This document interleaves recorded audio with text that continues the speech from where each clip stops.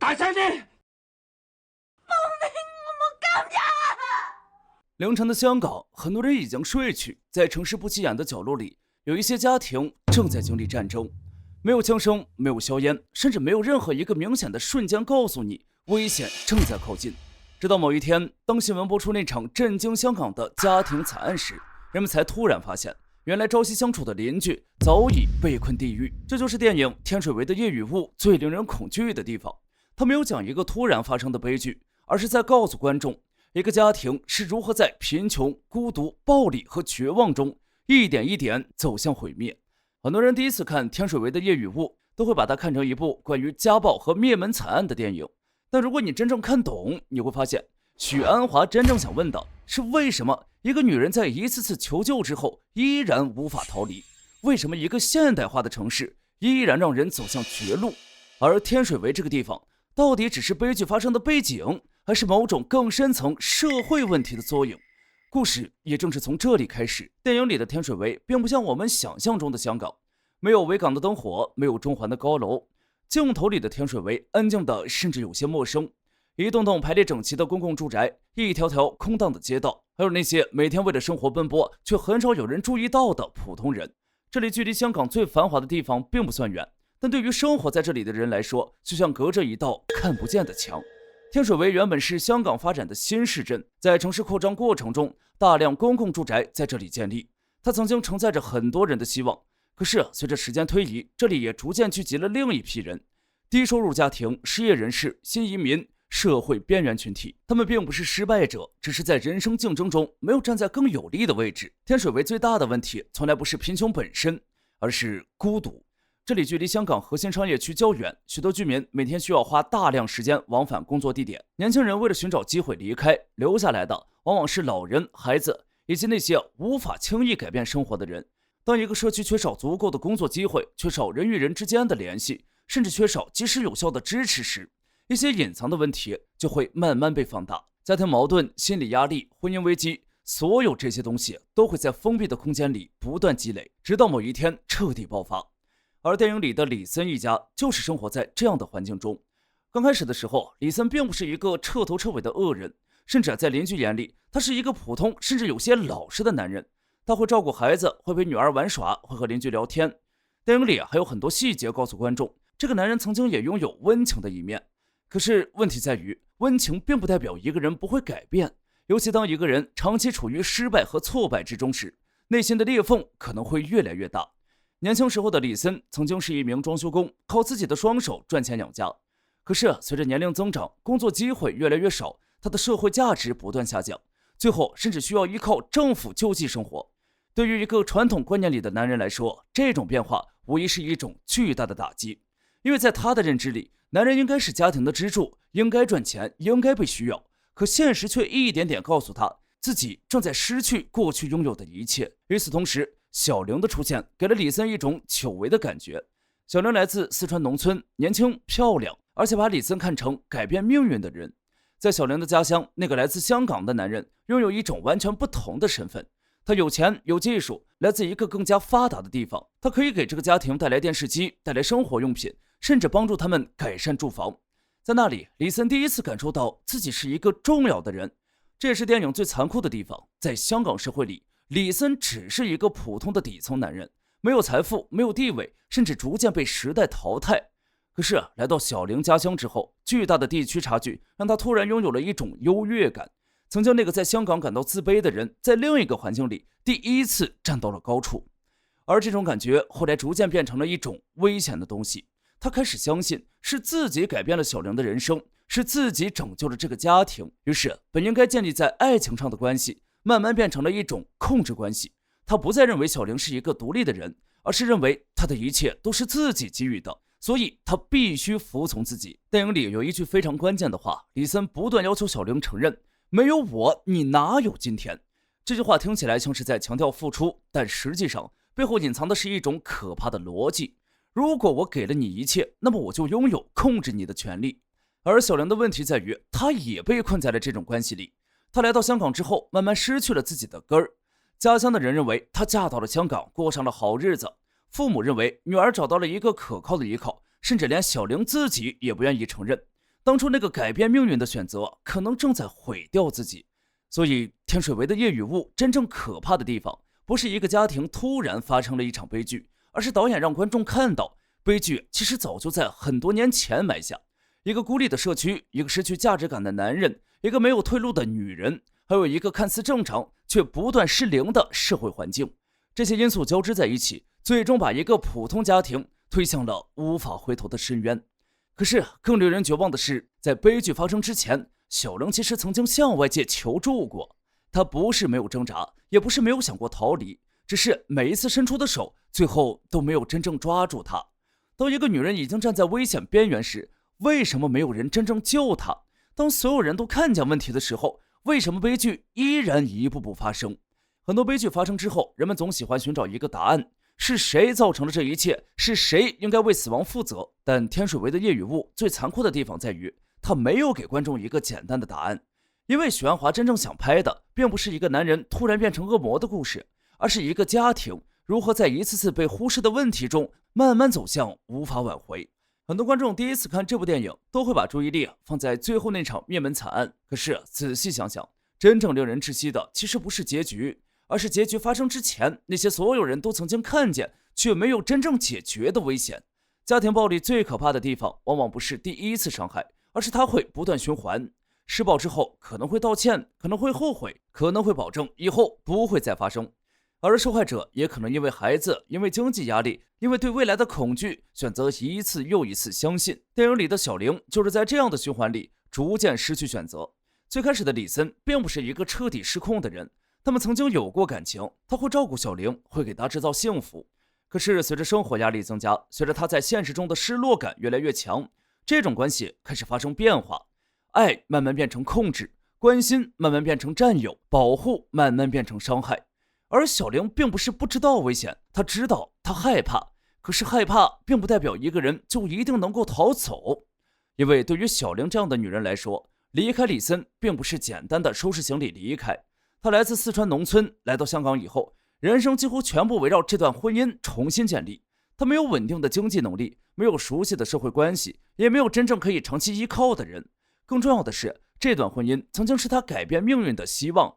如果离开，不仅意味着重新开始，也意味着承认当初那个选择可能是一场错误。所以她一次次忍耐，希望那个曾经温柔的丈夫能够重新回来。但真正令人绝望的是，小玲其实并不是完全孤立无援。她曾经向外界释放过求救信号，邻居发现过异常，社工接触过这个家庭，警方也曾经介入。很多人都知道这个家庭存在问题，可是问题在于，很多人看到的是夫妻矛盾，却没有真正意识到这已经变成了家庭暴力。电影里有一个非常重要的细节，面对家庭冲突时，周围人常常会用一句话劝解：床头打架床尾和。在很多普通夫妻争吵中，这句话可能代表劝和，可是对于一个长期遭受控制和伤害的人来说，这种处理方式反而可能让他继续留在危险之中，因为他让受害者产生一种错觉，是不是自己再忍一忍，事情就会过去？是不是为了家庭，什么都应该接受？电影中的社工和相关机构也体现出了这种现实困境。他们并不是恶意冷漠的人，他们也试图帮助小玲，但面对复杂的家庭问题，更多时候采取的是沟通调解，希望夫妻双方能够重新相处。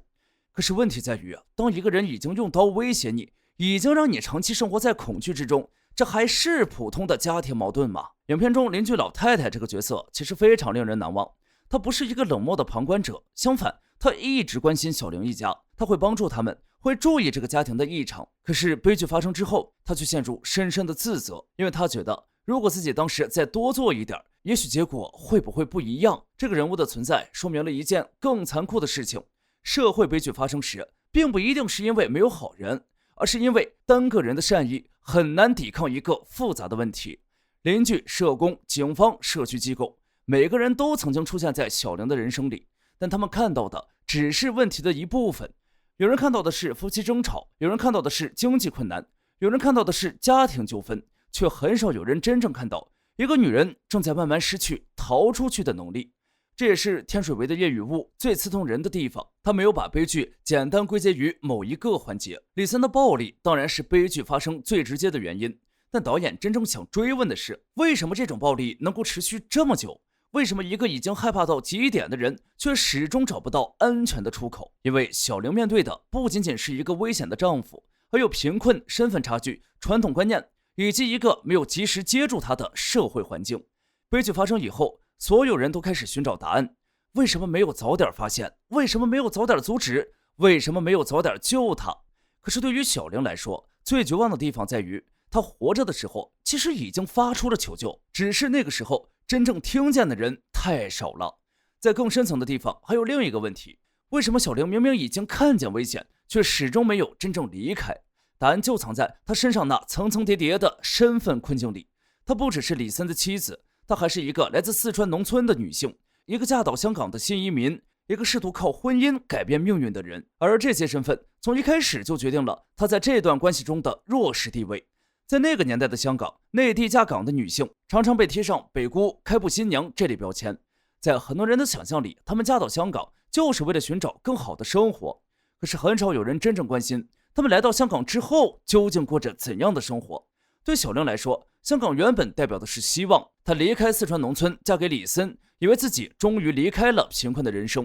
可是她没有想到，自己离开了一个熟悉的世界，却又进入了另一个更加孤立的环境。小玲悲剧最令人心酸的地方在于，她最后变成了一个没有退路的人。她的故乡看似是她最后的依靠，可是实际上那个地方早已经因为这段婚姻发生了改变。电影中有一个细节非常刺痛人，小玲拨通了四川老家的电话，向自己的母亲求助。可是电话那头传来的却不是一句回来吧，妈妈保护你，而是让她继续忍耐。母亲告诉她，在农村，男人打女人是理所应当，既然已经嫁了人，就应该默默忍耐。这段对话是天水围的夜雨雾中最令人窒息的地方，因为小玲真正面对的已经不仅仅是一个暴力丈夫。她发现，就连自己最后可以依靠的亲人，也无法真正理解她正在经历什么。在家人眼里，她似乎已经成功了，她嫁到了香港，她过上了更好的生活。没有人真正知道，这个看似光鲜的婚姻背后藏着多少痛苦。所以当小玲受到伤害，想回到故乡寻找支持时，她面对的同样不是一条容易走回去的路。因为在传统观念里，离婚并不只是两个人的事情，它关系到家庭的面子，关系到村里人的眼光，也关系到父母多年来对这段婚姻的期待。在一些传统观念中，只要婚姻还存在，家庭就还算完整。女人受到委屈，往往被要求忍耐，而这种忍一忍就过去了的思想，最后也成为困住小玲的一道枷锁。可是当小玲转身面对香港，她又遇到了另一种无形的隔阂。电影里有一个非常讽刺的场景，在遭受李森伤害之后，小玲一个人坐在公屋楼下，整个人陷入麻木。就在这时，另一位内地移民妇女经过，看着天水围的景色，感叹这里环境很好，和大陆隔海相望，是一个适合生活的地方。这个场景之所以刺痛，就在于两个人看到的是完全不同的天水围。对旁人来说，天水围代表的是香港，代表的是新生活，代表的是从内地来到城市后的希望。可是对小玲来说，这里却是一个困住她的地方。同一片天空，有人看到希望，有人看到牢笼。而更残酷的是，作为一名新移民女性，小玲的痛苦很容易被忽略。在一些人的刻板印象中，内地女性嫁到香港已经是一种得到好处，所以当她们遭遇问题时，外界往往很难真正看见她们的处境。她们既要承受婚姻中的伤害，又要承受身份带来的偏见。最后，小玲被困在一个巨大的矛盾之中。回四川，她需要面对家庭和传统观念的压力；留在香港，她又没有足够的经济能力和社会支持。她带着2个年幼的女儿，没有积蓄，没有真正属于自己的生活。她曾经试图离开，也曾经寻求帮助，可是每一次离开之后，现实又把她重新拉回那段婚姻。天水围的夜雨雾真正令人绝望的地方，不是她告诉我们一个女人遇到了一个错的人，而是她让我们看见，当一个人同时失去经济能力、社会关系、家庭支持，甚至连自己的身份都无法掌握时，离开一段错误的关系究竟有多难。小玲最后失去的不只是婚姻，而是她曾经相信只要来到香港，人生就会重新开始的那个希望，而这才是她真正的悲剧。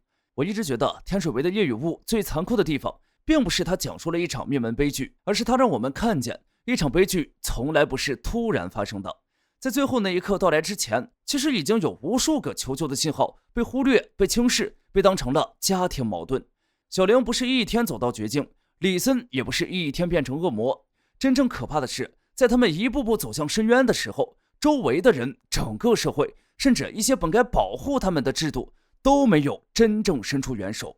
电影里的天水围或许只是香港一座普通的新市镇，但它留下的问题，直到今天依然值得所有人思考。当一个家庭出现裂痕的时候，我们究竟是在保护所谓的完整，还是应该先保护那个正在受伤的人？天水围的叶雨雾没有给出简单的答案，他只是用一个家庭的毁灭告诉我们，很多悲剧的背后，往往不是某一个人的突然失控，而是无数次沉默、无数次妥协、无数次自我洗脑的累积。最后，想和大家一起聊聊，如果你是小玲，面对一次次伤害，你觉得自己真的有机会逃出去吗？